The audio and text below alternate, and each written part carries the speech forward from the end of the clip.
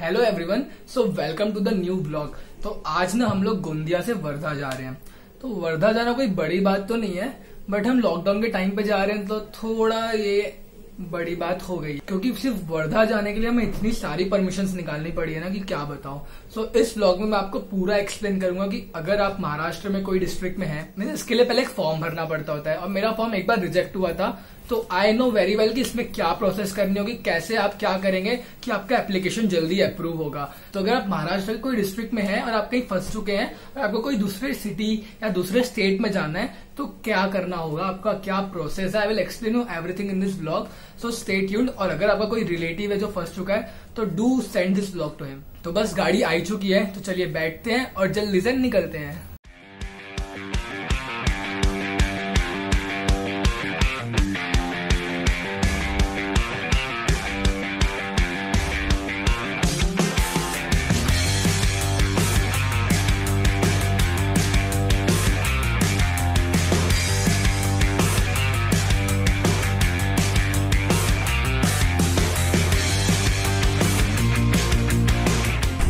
तो हम लोग ना अभी यहाँ पे टोल प्लाजा क्रॉस किए, तो यहाँ पे ऐसे सेंटर्स बने हुए हैं छोटे छोटे। तो ये मेरे पास देखो, ये मेरा ई पास है मेरे हाथ में। तो हर जगह अपन को एंट्री करते जाना है और हम लोग वेरीफाई कर देंगे कितने लोग जा रहे हैं, कितने लोग हैं, ज़्यादा तो नहीं है, एंड एवरीथिंग इज ओके और नॉट। तो ये इसलिए ई पास बहुत ज़्यादा ज़रूरी है, इसके बिना तुम कहीं ट्रैवल ही नहीं कर सकते। तो ना अभी हम लोग NH6 पे हैं। ये like one of the most busiest national highways है इंडिया का। ट्रक्स, कार्स, प्राइवेट कार्स सब कुछ चलती है और देखो रोड कितना खाली है। गिने चुने लोग क्लियर समझ में आ रहा है, जो लोग वही ट्रैवल कर रहे हैं अपने इमरजेंसी रीजन के कारण, सिर्फ वही लोग दिख रहे हैं, या तो फिर एसेंशियल सर्विसेज के ट्रक्स पर, और कुछ भी नहीं है। तो चलो मैं आप लोग को बता देता हूँ कि हम लोग जा क्यों रहे हैं। तो एक्चुअली मेरी दीदी ना अहमदाबाद में रहती थी, तो अब लॉकडाउन हो गया, क्योंकि there way are no means to come back home. तो फिर वो लोगों ने डिसाइड किया कि हम प्राइवेट कार से आएंगे अपने। तो पहले उनके जो 2 रूममेट्स थे वो लोग वर्धा के थे, तो उन लोग पहले वर्धा तक अपने कार से आए, एंड देन अब मैं उनको लेने जा रहा हूँ वर्धा। तो ये था मेन रीज़न। एंड मैं बता दे रहा हूँ आपको, मैंने पूरे ऑफिशियल प्रोसेस कंप्लीट किए हैं एंड हम लोग पूरे सेफ्टी मेजर्स भी ले रहे हैं कार में। और कोई भी जाए तो ये लेना मस्त है, क्योंकि भाई जान का सवाल है, तो अच्छे से जाओ तो बेटर है। तो कार को थोड़ा पानी चाहिए, गर्मी बहुत ज़्यादा है, इसको भी प्यास लगती है, तो हमने सोचा चलो रुक के पानी दे देते हैं। ये हम लोग एक टोल प्लाजा पे ही रुके हैं अभी, with all the precautionary measures, क्योंकि सबने बोला है कि भाई कहीं उतरना नहीं फालतू, इट्स वे टू रिस्की। ये देखो आपको दिख रहा होगा तो लोग कैसे ट्रकों पे बैठ के जा रहे हैं, लाइक इतनी मजबूरी हो गई है। और सबसे अच्छी बात तो ये है कि ट्रक वाले भी हेल्प कर रहे हैं दूसरे की, क्योंकि अगर नहीं किए ना तो पता नहीं क्या हो जाएगा। और अभी तक बहुत लोग हमको दिखे हैं ऐसे हाईवे पे जो पैदल जा रहे हैं। मैं शॉट नहीं लिया क्योंकि यार अच्छा नहीं लगता, बट एक आधी जगह कहीं लूँगा तो शो यू कि कैसे लोग अपने बैग में बच्चे तक इतना पैदल चल रहे हैं, जो हम इमेजिन भी नहीं कर सकते आज के टाइम में। बट वही ये मजबूरी आ गई है लोगों की, तो करना ही पड़ रहा है, क्योंकि no other option right now.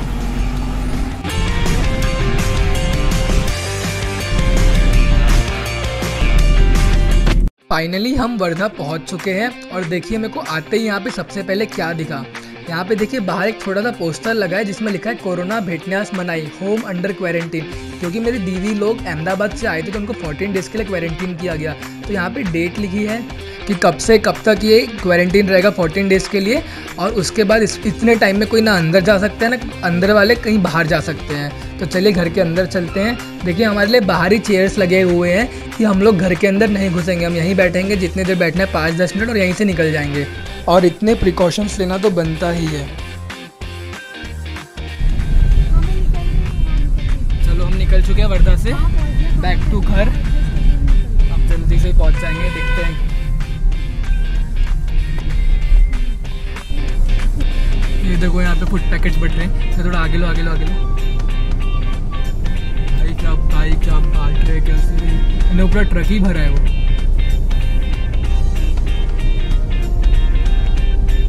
Biscuit के पैकेट्स हैं शायद आएगी। ये देखो फिर से पैकिंग है, नहीं ब्रेड है। जिसको मिल गया, नहीं मिला नहीं मिला। भाई हम लोग ऐसे देखो ऐसे कर रहे हैं, अभी गिर ही जाएंगे। हाँ ये सही किया। चल भाई कुछ तो अच्छा काम बिस्किट के पैकेट है।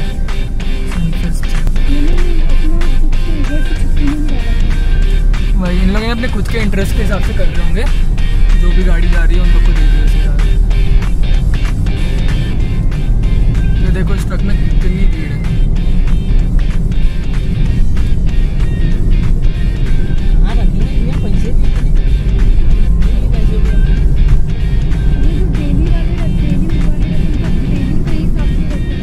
यूपी का ट्रक है, यूपी 70।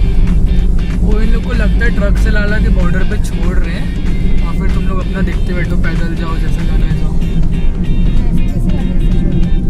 लग तो वही रहा जैसे ट्रक में इन लोग भर भर के आ रहे हैं। पूरा खाने का अच्छा इंतजाम है।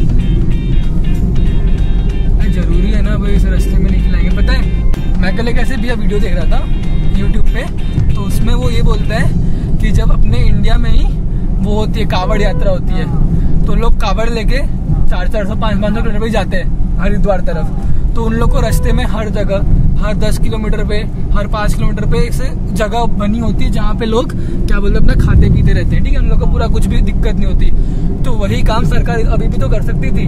अब जब तुम लोग कोई जुगाड़ नहीं कर पा रहे हो ट्रेन से, फ्लाइट से भेजने का इन लोग को, तो एटलीस्ट रोड पे अच्छी इंतजाम कर दो कि लोग जो पैदल जा रहे हैं उन लोग को रुक सके, रात को रुक सके, सोने के लिए जगह हो, थोड़ी थोड़ी दूर पे खाना हो, कि उन लोग को कम से कम ऐसा तो ना लगे क्योंकि हमको पूरा धिक्कार दिए। क्योंकि अभी तो बहुत ऐसे इंटरव्यूज भी दिखाए हैं टीवी में जहाँ पे ऐसे जो मजदूर लोग हैं जो जा रहे हैं उन लोग बोल रहे हैं यानी कोई पूछ भी नहीं रहा उन लोग को, बस पैदल पैदल निकले जा रहे हैं। ये तो रोड है, ट्रेन रास्ते वाले रोड तो बहुत खतरनाक है, वो भी चल ही रहा है। वही ना, तो एटलीस्ट अगर इतना भी करते ना उन लोग के लिए तो उन लोग को थोड़ा सा अच्छा लगता, यानी निगलेक्टेड नहीं लगता सोसाइटी से। अभी तो ऐसा हो गया कि किसी को मतलब ही नहीं है। ये देखो और एक ऐसा सेंटर है जहाँ पे चेकिंग हो रही है। अब हम लोग भंडारा डिस्ट्रिक्ट में एंटर कर रहे हैं, तो जब भी हम डिस्ट्रिक्ट बॉर्डर्स के अंदर एंटर कर रहे हैं ना, तो वहाँ पे ऐसे रोकते हैं और फिर चेक करते हैं, कार्स खड़ी है, ट्रक्स डायरेक्ट चले जाते हैं। और फिर वहाँ पे अगर मैं भंडारा डिस्ट्रिक्ट में जा रहा हूँ तो फिर मेरे को चेक करेंगे, मेरी गाड़ी को सैनिटाइज करेंगे। बट अगर मैं जैसे गोंदिया जा रहा हूँ तो मेरे को यहाँ पे बस अपना एंट्री कराना पड़ेगा and then I can go. इसलिए ये ई पास बहुत ज़्यादा ज़रूरी है। लाइक तुम इसके बिना निकल ही नहीं सकते। हम निकलने भी जाएंगे तो क्या है, बंदी रोक ही लेगा आदमी। चलो मैं भी जाके लाइन लगाता हूँ एंड लेट्स सी क्या बोलते हैं।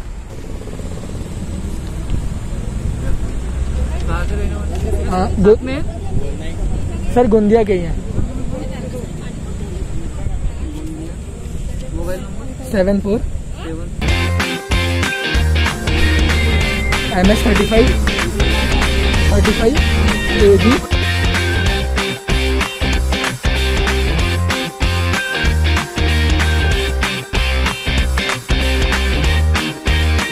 अभी हम लोग ना भंडारा में एक पेट्रोल पंप पे खड़े हैं, तो हम लोग ना भी ऑन द वे डिस्कस कर रहे थे कि क्या ये सेफ है। तो एक्चुअली अगर आज का हम डेट देखें तो आज 12 में है, लॉकडाउन 3rd का 9th डे। तो अभी के हिसाब से हम देखें ना तो जो जहाँ पे है, मेरी दीदी भी यही बोल रही थी कि जितने जल्दी घर पहुंच जाओ उतना अच्छा है। यानी कहीं पे भी रुकना बिल्कुल सेफ नहीं रह गया, क्योंकि वैसे भी अब क्या बोलते हैं ट्रेन चालू हो गई हैं, तो इससे अब ट्रांसमिशन और बढ़ेगा। भले कि कोरोना वायरस के केसेस हमको दिख ना रहे हो, लेकिन इतने ड्रास्टिकली अब बढ़ने वाले जून और जुलाई में कि हम लोग एक्सपेक्ट भी नहीं कर रहे हैं। और ऐसा है कि टेस्टिंग्स तो हो नहीं रही है, तो टेस्टिंग्स हो नहीं रही है इसलिए हमको नंबर ऑफ केसेस पता नहीं चल रहे रियल में, लेकिन वो बैकग्राउंड में तेजी से बढ़ रहे हैं। और अगर स्पेशली आप स्टूडेंट हो और ऐसा है कि आपको कोई बहुत इंपॉर्टेंट काम नहीं, कि कोचिंग क्लासेस कॉलेजेस तो अब स्टार्ट होने नहीं वाले, तो अगर आप अफोर्ड कर सकते हो तो मेरी दीदी का भी यही कहना था कि प्राइवेट कार्स आना इज द सेफेस्ट। क्योंकि अगर आप ट्रेन से आते हो, आप कोई ऐसे पब्लिक ट्रांसपोर्ट से आते हो, तो वहाँ पे अगर आप खुद से प्रिकॉशंस लेते हो देन इट्स ओके, आप खुद से ले सकते हो। लेकिन वहाँ पे आपके साथ और 50-60 लोग हैं और उन लोग क्या प्रिकॉशंस ले रहे हैं, उन लोग कुछ कर रहे हैं नहीं कर रहे आपको नहीं पता। तो भले कि आप पूरे 100% प्रिकॉशंस ले रहे हो, लेकिन एक ने भी वहाँ पे कुछ उल्टा सीधा कर दिया और ट्रांसमिशन फैला दिया तो सब जाएंगे। इसलिए अगर अफोर्ड कर सकते हैं तो मेरी दीदी का भी यही कहना है कि कितना भी दूर हो यार, एक ही बार तो झेलना है, और जान है तो भाई जिंदगी भर फिर ट्रेन में जाओ, फ्लाइट में जाओ, कोई फर्क नहीं पड़ता। बट अगर पॉसिबल हो तो अभी आप लोग अपने प्राइवेट कार से जाना प्रेफर करो and that would be best. और जितने जल्दी पहुंच सकते हो उतने जल्दी घर पहुंच जाओ। इसके बाद क्योंकि गवर्नमेंट लॉकडाउन को और इंटेंसिफाई कर सकती है, like for commuters, like district में डेफिनेटली डीलिंग्स होगी, लाइक इकोनॉमिकली हमको स्टार्ट करना है सब कुछ, बट कम्यूटिंग यानी एक डिस्ट्रिक्ट से दूसरे डिस्ट्रिक्ट जाना, एक स्टेट से दूसरे स्टेट जाना, ये सब बहुत कम होने वाला है। तो जितना जल्दी पॉसिबल है अपने घर चले जाओ यही मेरा भी सजेशन है और मेरी दीदी ने भी यही बोला, बाकी ड्राइवर भी अभी यही बोल रहे थे। So it's on you now, क्या करते हो आप लोग।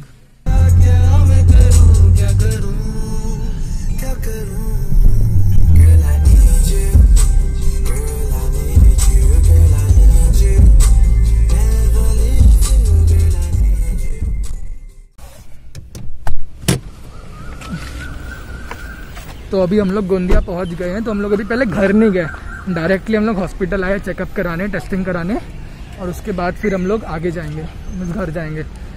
तो यहाँ का मैं पूरा प्रोसेस बताऊंगा कैसे क्या होता है, इनिशियल लास्ट सब।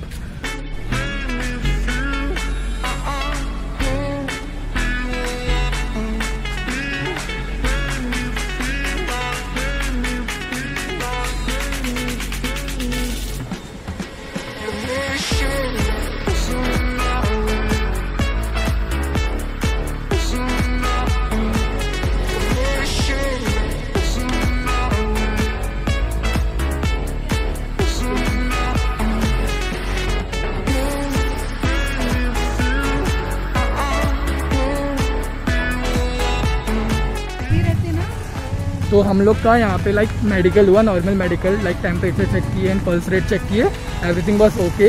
तो हम लोग को एक अपना मेडिकल सर्टिफिकेट बना के दिए, that will be a proof अगर कोई बोलता है तो। और उसके बाद क्या बोलते हैं, हमको 14 डेज क्वारंटीन के लिए सजेशन दिए, लाइक सजेशन नहीं है, 14 डेज क्वारंटाइन कंपलसरी किए हैं। तो हमको घर पे रहना पड़ेगा नेक्स्ट 14 डेज वैसे। लेकिन हम लोग जो एरिया में गए थे वो भी ग्रीन जोन ही है, तो उतना कोई इफेक्ट नहीं है। अगर कोई रेड जोन में जाते तो फिर स्ट्रिक्ट 14 डेज क्वारंटीन होता कि अलग ही रूम में रहो, सब कुछ अलग करो। But now we can stay with our family. बस ऐसा ही घर के बाहर मत जाओ, तो उससे क्या है, प्रिकॉशंस पूरे रहेंगे एंड सेफ्टी रहती है।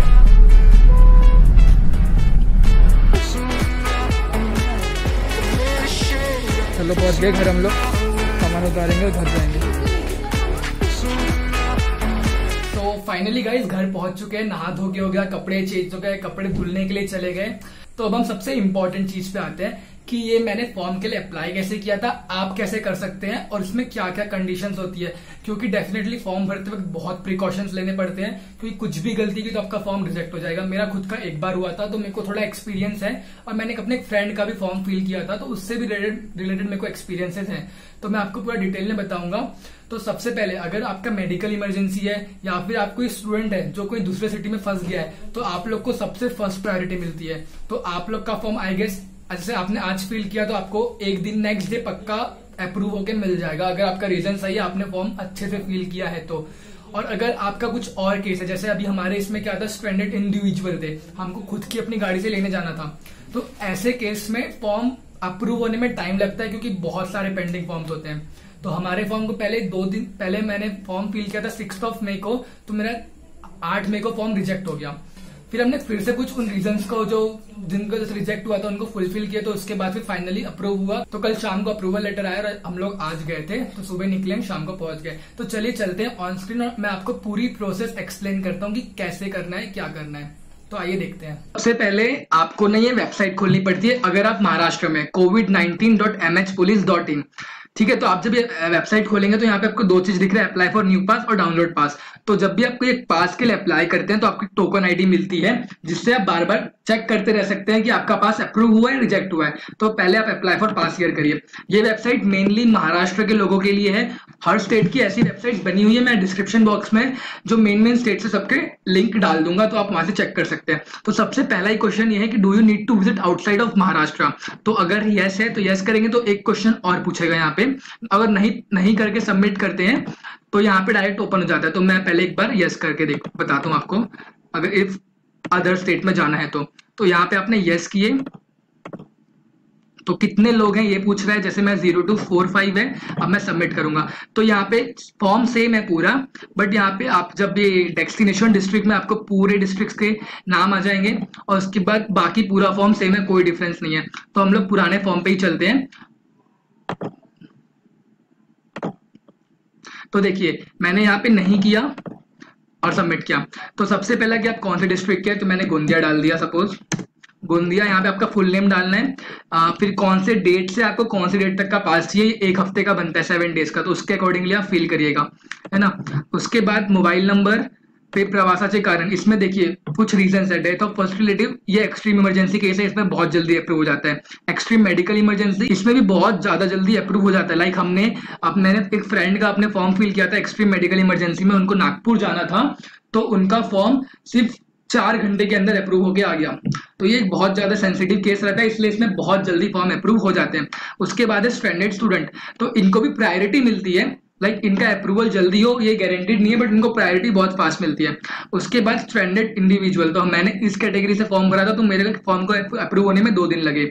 और उसके बाद ये है एक्सट्रीम इमरजेंसी केस या इशू, तो ये अगर आपका है तो इसमें डिपेंड्स कि आप यहाँ पे रीजन क्या डाल रहे हैं। जितना अच्छा आपका रीजन रहेगा उतने जल्दी आपका फॉर्म अप्रूव होगा, और अदर रहेगा तब भी आपको अच्छा रीजन डालना होगा। तो अगर स्टैंडर्ड स्टूडेंट है तो एक रीजन मैं आपको बताता हूँ, आप वहाँ पे अगर आपको सही में घर आना है तो आप वहाँ पे लिख दीजिए कि I am getting very depressed, I really want to get my home quick, और कुछ ऐसे रीजन डालेंगे तो आपका फॉर्म बहुत जल्दी अप्रूव होता है। मैंने आपको वीडियो में पहले भी बोला था कि अगर आप अफोर्ड कर सकते हैं तो प्राइवेट व्हीकल ही प्रीफर करिए, क्योंकि पब्लिक ट्रांसपोर्ट में कोई गारंटी नहीं है कि क्या सेफ्टी मेजर्स ले रहे हैं, और अगर आप ले रहे हो तो ठीक है, लेकिन बाकी लोग ले रहे हैं क्या कर रहे हैं कोई गारंटी नहीं होती है। तो मेरा रिकमेंडेशन आपको यही रहेगा कि अपना प्राइवेट व्हीकल ही करिए। तो अगर आप प्राइवेट व्हीकल करते हैं तो आपको फॉर्म फिल करते वक्त पूरे डिटेल्स डालने होते हैं कार के, कि आप प्राइवेट व्हीकल से आ रहे हैं, फिर वो कैसी 4 व्हीलर है कि 2 व्हीलर है, कि अगर आप रेलवेज के ऊपर डिपेंडेंट है कि आप बस के ऊपर। तो अगर आप अपनी प्राइवेट कार कर रहे हैं या 2 व्हीलर से आना प्रीफर कर रहे हैं तो आपको वो डिटेल्स डालनी होती है। तो सबसे पहले आपको टूर्स एंड ट्रेवल से बात करनी होगी, तो आप पहले डिसाइड कर लीजिएगा कि आप कौन से कार से आ रहे हैं, उसका नंबर आपको यहाँ पे डालना होता है, तो वो नंबर भी आप उनसे ले लीजिएगा, तभी आप फॉर्म में आगे बढ़ पाएंगे। तो आइए देखते हैं। तो अगर आप 4 व्हीलर से आ रहे हैं तो यहाँ पे देखिए आपको डालना होता है प्राइवेट व्हीकल 4 व्हीलर, और अगर आप अपनी स्कूटी बाइक से आते हैं तो प्राइवेट व्हीकल 2 व्हीलर। और यहाँ पे देखिए ट्रक, लॉरी, ट्रैक्टर सबका ऑप्शन है। लाइक जो लोग नहीं अफोर्ड कर सकते और ट्रक में जा रहे हैं किसी के थ्रू, तो वो उनके लिए भी है। और एक्चुअली ये ऑप्शन इसलिए भी है क्योंकि ये ट्रेवल पास असेंशियल सर्विसेज वालों को भी इसी वेबसाइट से भरनी होती है, इसलिए ये भी है। तो देखिए यहाँ पे ट्रेन और पब्लिक बस का भी ऑप्शन है, तो यहाँ पे आपको जो रहता है तो वो फिल करना है। एंड देन अगर आप प्राइवेट व्हीकल से आ रहे तो आपको यहाँ पे नंबर डालना होगा अपनी गाड़ी का, जैसे मैंने यहाँ पेस्ट किया था। And then current address, email ID, फिर कहाँ से स्टार्ट कर रहे जर्नी, तो गोंदिया ही होगा क्योंकि मैंने यहाँ गोंदिया डाला है। एंड देन कहाँ जाना है वो डालना होता है यहाँ पे, फिर कितने लोग हैं उनकी डिटेल्स। तो यहाँ पे जैसे मैं अगर 2 डालता हूँ तो फिर यहाँ पे मेरे को उनकी डिटेल्स नाम डालना होता है कि एंटर नेम ऑफ को पैसेंजर्स। और उसके बाद यहाँ पे अगर ड्राइवर है हमारे साथ हमारे कार का, तो ड्राइवर का भी नाम चाहिए होता है, तो ये बहुत इंपॉर्टेंट है, ध्यान रखिएगा। उसके बाद डेस्टिनेशन एड्रेस, ये तो डेफिनेटली जरूरी है। और इसके बाद are you from containment zone, यानी ये इसलिए जरूरी है जैसे कि अगर आप पुणे से गोंदिया आ रहे हैं तो अगर आपका रीजन वैलिड नहीं है, तो क्योंकि पुणे एक बहुत बड़ा रेड जोन है, तो अगर आपका रीजन कोई वैलिड नहीं है तो आपका फॉर्म रिजेक्ट हो जाएगा, क्योंकि वो लोग नहीं चाहते कि सिटी से जो ग्रीन जोन में है ऑलरेडी वो वापस रेड जोन हो जाए। जैसे गोंदिया ग्रीन जोन में है, तो अगर कोई पुणे से गोंदिया आ रहा है और कोई अच्छा रीजन नहीं है तो फॉर्म कैंसिल हो जाएगा। उसके बाद are you planning to return by same route, तो इफ इट्स यस तो यस, नहीं तो नो। उसके बाद यहाँ नीचे आते हैं, अब ये one of the most important part है पूरे फॉर्म का।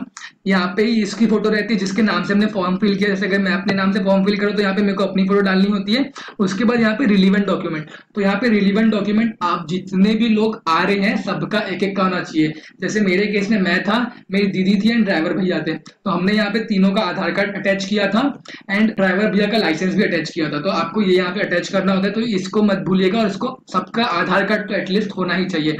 और उसके बाद ये one of the most important part, doctor certificate. तो चलिए इसके बारे में मैं आपको बताता हूँ। अब मेडिकल सर्टिफिकेट ये बहुत इंपॉर्टेंट पार्ट है, क्योंकि आपको कुछ सर्टेन चीजें ध्यान में रखनी होती है अपलोड करते वक्त, ठीक है। तो according to instructions of government कोई भी ऑथराइज्ड एमबीबीएस डॉक्टर ये मेडिकल सर्टिफिकेट बना सकता है, लेकिन मैं खुद ने 3 प्राइवेट डॉक्टर्स के पास ट्राई किया था, क्योंकि जब मैं अपना मेडिकल सर्टिफिकेट बनवाने गया था केटीएस में, लाइक हमारे गोंदिया का जो गवर्नमेंट हॉस्पिटल है, तो वहां पे बहुत ज्यादा भीड़ थी, लाइक बहुत लंबी लाइन थी।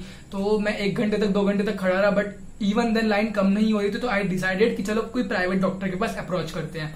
तो मैं 3 से 4 प्राइवेट डॉक्टर के पास गया, बट किसी ने भी मेरा मेडिकल सर्टिफिकेट नहीं बनाया। इसमें हमको एक्चुअली वहां पे लिखना होता है कि he has no symptoms of कोविड-19 and he is fit to travel. तो ये एक्चुअली कोई डॉक्टर इसलिए नहीं बना रहा था क्योंकि कोई रिस्क नहीं लेना चाहता। अगर बाय चांस बाद में मेरे को मिल जाता है, मेरे अंदर कोरोना के सिम्टम्स दिखते हैं, तो वो डॉक्टर का लाइसेंस तक कैंसिल हो सकता है, इसलिए कोई डॉक्टर रिस्क नहीं लेना चाहता। तो मैं आपको भी यही सजेस्ट करूंगा कि अगर आप सोच रहे हैं कि कोई प्राइवेट डॉक्टर से जाके बनवा लें, तो मेरे हिसाब से as far as I know कोई डॉक्टर नहीं बनाएगा। तो आप प्लीज इसमें टाइम वेस्ट मत करिएगा। मैंने खुद ने अपने 3 से 4 घंटे वेस्ट किया था अलग अलग डॉक्टर्स के पास जाने में बस। तो अगर आपका भी कोई रिलेटिव है जो इधर उधर ट्रैवल करने की सोच रहा है एंड मेडिकल सर्टिफिकेट बनवाना है, तो प्लीज गवर्नमेंट हॉस्पिटल ही जाइएगा। और कोई बहुत बड़ी प्रोसेस नहीं है, इजिली बन जाता है। थोड़ा तो आपको मेहनत करनी ही पड़ेगी, अब इतना लॉकडाउन में ट्रैवल करना है तो आई होप आपको समझ में आ गया होगा। लेकिन एक बात जिसका ध्यान रखना है वो ये कि अगर आपके साथ ड्राइवर जा रहे हैं तो ड्राइवर का भी मेडिकल सर्टिफिकेट होना बहुत जरूरी है। मैं अपना मेडिकल सर्टिफिकेट यहाँ पे आपको दिखाता हूँ। तो इसमें देखिए ड्राइवर का भी नाम लिखा हुआ है, हमने ड्राइवर का भी मेडिकल सर्टिफिकेट कराए थे। तो ड्राइवर भैया भी मेरे साथ हॉस्पिटल आए थे। तो ये बात ध्यान रखिएगा, अगर आप प्राइवेट व्हीकल से जाने की सोच रहे हैं तो जो ड्राइवर आपके साथ आने वाला है उनको पहले लेके जाइएगा एंड वहां पे उनके साथ उनका ही मेडिकल करवाइएगा एंड उसके बाद ही आप फॉर्म फिल करिएगा, तभी आपका ये फॉर्म अप्रूव होगा। तो उसके बाद यहाँ पे आप मेडिकल सर्टिफिकेट्स भी अपलोड कर दीजिएगा, जितने लोग हैं उतने लोगों की, एंड आपको सिंपली सबमिट करना है। तो आपको फिर ये डायलॉग बॉक्स हटता है, एक डायलॉग बॉक्स ओपन होता है जिसमें आपका टोकन नंबर दिया होता है। ये कुछ ऐसा दिखता है, तो ये टोकन नंबर मिलता है। तो उसके बाद हमको फिर से यही वेबसाइट पे जाना होता है एंड यहाँ पे देखिए चेक स्टेटस एंड डाउनलोड पास का एक ऑप्शन है। तो हम इस पर अगर क्लिक करेंगे तो देखिए ये ऐसे ओपन होता है। तो ये देखिए मेरा वो फॉर्म है जो मेरा रिजेक्ट हुआ था, your application has been rejected, मैं लिख के आया था। अब देखिए मैं दूसरा फॉर्म जब मेरा जो अप्रूव हुआ मैं उसमें जाता हूं, तो ये देखिए यहाँ पे सबमिट करूंगा। तो देखिए ये यहाँ पे मेरा वो एप्लीकेशन है जो अप्रूव हुआ था, your application has been approved, और जो डिटेल्स थी वो मेरे मैसेज में भी आया है। एंड यहाँ पे डाउनलोड योर ई पास का एक ऑप्शन है जिसपे मैं क्लिक करूंगा तो ये रिडायरेक्ट होता है और एक पीडीएफ फाइल ओपन होती है। तो ये मेरा ई पास था। तो ये देखिए ये था बेसिक कैसे फॉर्म फिल करते हैं। एंड सभी स्टेट्स का ऐसा ही कुछ, सभी स्टेट्स की कोई वेबसाइट है जहां पे आप जाके इजीली फॉर्म फिल कर सकते हैं। सो आई होप आपको ये पूरी फॉर्म फिलिंग की प्रोसेस समझ आ गई होगी। कुछ भी दिक्कत होती है तो कमेंट सेक्शन में जरूर लिखिए, मैं आपको रिप्लाई करने की कोशिश करूंगा एज सुन एज पॉसिबल, क्योंकि मैं कुछ भी हेल्प कर पाऊं तो मेरा ये ट्रैवल सक्सेसफुल होगा। तो उम्मीद है आपको ये मेरा ब्लॉग पसंद आया होगा। अगर आपको ये यूजफुल लगता है तो जरूर इसको हर उस आदमी को शेयर करिए, हर उस स्टूडेंट को शेयर करिए जो कहीं फंसा हुआ है या कोई चाहता है कि वापस घर आना हो। क्योंकि मैं अभी भी बोलूंगा कि आप जितने जल्दी घर आ सकते हो उतने जल्दी घर आ जाओ, क्योंकि इस कोरोना का कोई भरोसा नहीं है। केसेस इंडिया में बहुत तेजी से बढ़ने वाले एंड गवर्नमेंट कुछ ज्यादा खास करने रही है। अभी मोदी जी टीवी पे आए थे, 20 लाख करोड़ का पैकेज डिक्लेयर करके गए हैं, लेकिन अब क्या फायदा, सब कुछ तो जा ही चुका है, सब कुछ बीत चुका है, पूरे मजदूर अपने घर वापस जा चुके हैं और जितना भी कोरोना फैलना होगा गाँवों में वो ट्रांसमिशन पूरा हो चुका है और हमारे पास कोई बैकअप प्लान नहीं है। हमारे इंडिया के गाँवों में कोई हॉस्पिटल नहीं है, अगर किसी को कुछ होता भी है तो 1 हफ्ता लग जाएगा उनको हॉस्पिटल ले जाने में, सिर्फ पता करने में। तो जितना जल्दी आप घर जा सकते हैं उतना जल्दी घर जाइए, लेकिन कोई भी लीगल काम मत ट्राई करिएगा। पूरा कोशिश करिए कि जितना ऑफिशियली आप जा सकते हैं पूरे ऑफिशियल परमिशंस निकाल के ही कोई भी काम करिएगा। तो thank you so much for watching this blog. अगर पसंद आया होगा तो जरूर शेयर करिएगा। So see you soon in the next video, तब तक के लिए नमस्कार।